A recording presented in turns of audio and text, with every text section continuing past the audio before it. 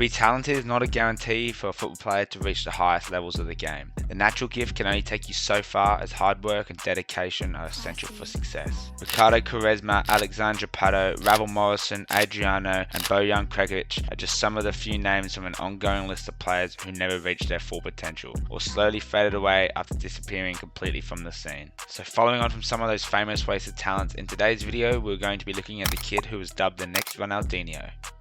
Born on the 13th of April 1988 in Brazil, Anderson started his professional career with Grêmio Football Club in 2004 after rising through the youth ranks. The Brazilian midfielder earned himself an iconic status by scoring a crucial goal in extra time to help Grêmio gain promotion back into the Brazilian top flight in 2005. Anderson then joined Porto in 2006 for €8 million, where he was crowned as the Premier League champion twice. Despite only making 18 appearances in 2 seasons due to injury, the Brazilian managed to impress, landing him a move to English giants Manchester United for €31.5 million and becoming the second Brazilian player to play for the club after Kleberson. Making 38 appearances in all competitions in his first season, Anderson impressed English football fans with his pace, physical strength, flair and technical skills, making him capable to play in different positions in the midfield. His impressive passing range, crossing abilities and defensive skills laid the foundation for a midfield powerhouse in the making. Manchester United fans will certainly remember his thunderbolt of a penalty on that rainy night in Moscow, which helped them lift their third UEFA Champions League title against Chelsea.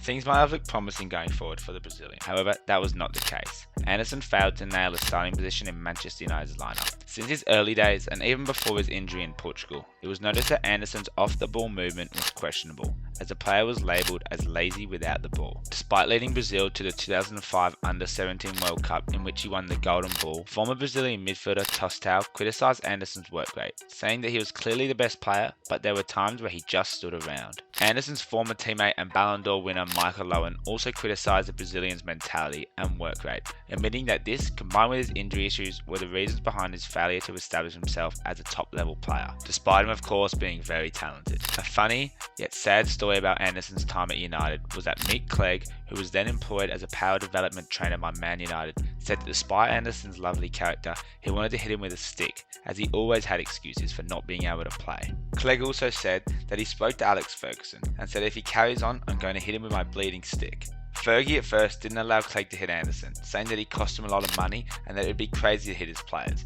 But after just 6 weeks, Ferguson came to Clegg searching for the stick to hit Anderson with. This was due to the Brazilian not keeping fit, as he chose not to put the work in. Clegg also went on to describe the midfielder as a party animal in his interview. You might say that describing someone as a party animal is an exaggeration. Well, in 2010, Anderson was pulled out of his car minutes before it exploded. He spent the previous hours in a nightclub in Portugal before leaving in his car and crashing into a farm wall before entering the field.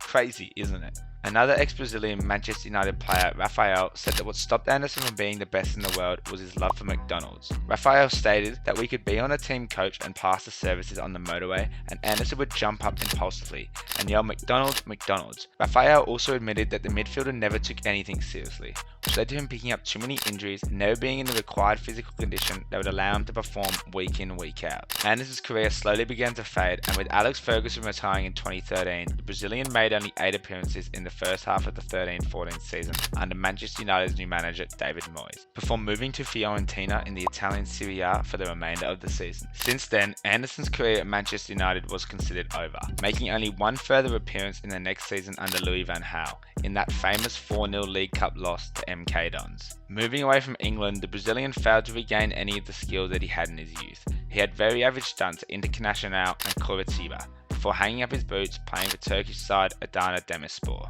Anderson's honours and individual awards reflect the complete opposite of the career he's had.